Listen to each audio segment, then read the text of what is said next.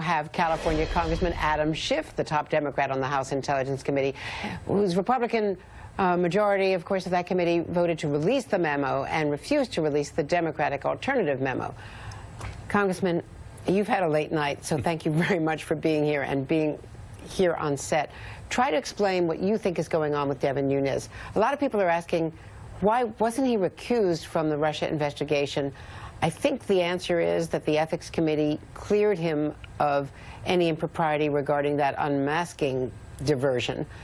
But is he now front and center, and he's pushed Michael Conaway, his Republican colleague, over to the side? Well, I think the chronology is this. So March 20th, we had an open hearing, really the kickoff of the investigation with James Comey. Comey announces at that hearing that there's an ongoing investigation of the Trump campaign and its contacts with Russia.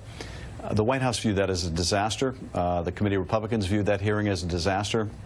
It was the very next day that the chairman went on that midnight run and would later go back to the White House and present what he claimed was classified information showing corruption of the Obama administration on unmasking.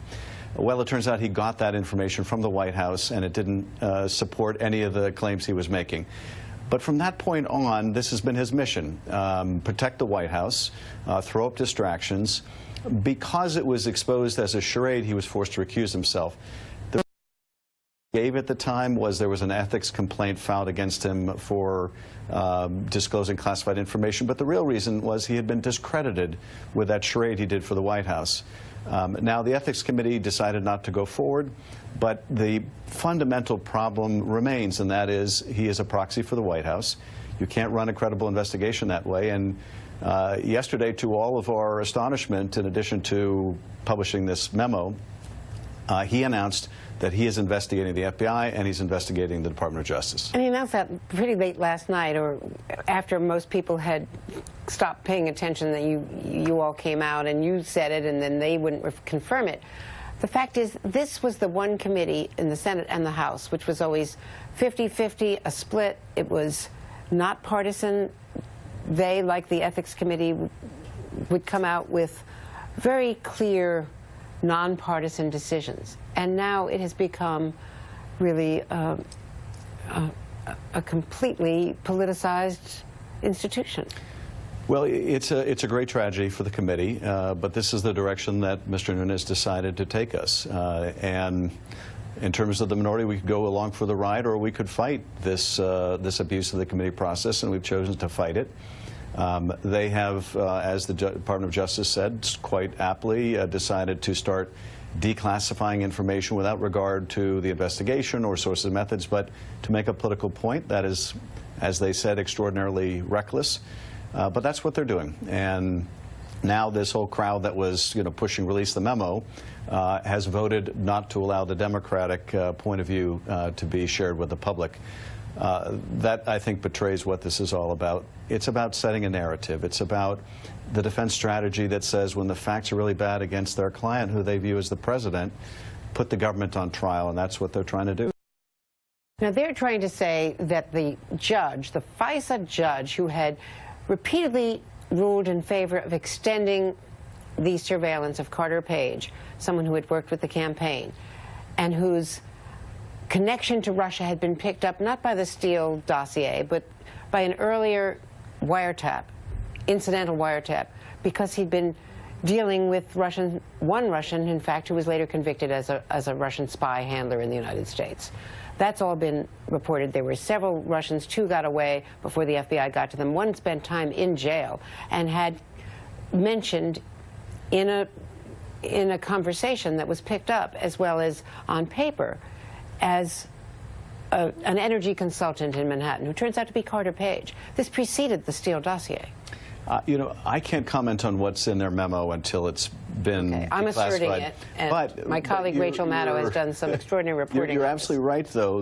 In the public record is the fact that Russians were indicted for an espionage ring in New York.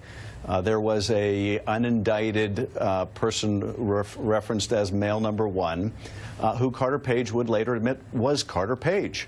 And that was obviously well before Christopher Steele or the dossier or any of that. So while I can't comment yet on what's in the GOP memo, it is a very misleading spin designed to attack the FBI and the Department of Justice. It has a lot of flaws in it. And the fact they wouldn't allow the FBI to come to our committee to tell us the problems with it, and they wouldn't allow the House to be briefed in a closed session, tells you all you need to know about whether they were interested in the underlying information, which the chairman himself hadn't even read. What did you think when you heard Carol Lee's reporting that the President of the United States, on the day Comey was fired, called Andrew McCabe, who was then in charge as the acting FBI director, and demanded to know why Comey, who'd been fired without knowing it while addressing FBI people in L.A., was permitted to take the plane home after he'd been, you know, basically shocked by this, and that then the President said to McCabe, when McCabe defended having him take the plane home, said, well, tell your wife, you know, how does she feel about being a loser? Yeah.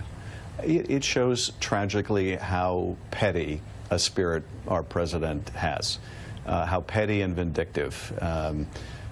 What is even more troubling to me, frankly, is the reports that on the plane the other day, the president was castigating the Department of Justice, sending his chief of staff out to castigate the Department of Justice for saying quite accurately that what the Republicans were doing was reckless. This is the guy who was attacking Hillary Clinton over her email practices every day, but here the House Intelligence Committee is prepared to do something deliberately reckless, and he's perfectly fine with that. Do you think anyone in the Republican House or Senate is going to stop him? Well, this has been honestly the most disappointing realization of the last year, and that is many of us, I think, knew what kind of president we would get with Donald Trump. What we didn't fully appreciate is how completely so many members of Congress would roll over and capitulate, how much this president could remake the party in his flawed image, how much members of Congress would fail to stand up for the institution. There have been a few profiles in courage like Jeff Flake, none in the House. And the Speaker, as you said, has completely rolled over. And that's a grave disappointment, but also fully undermines the whole institution.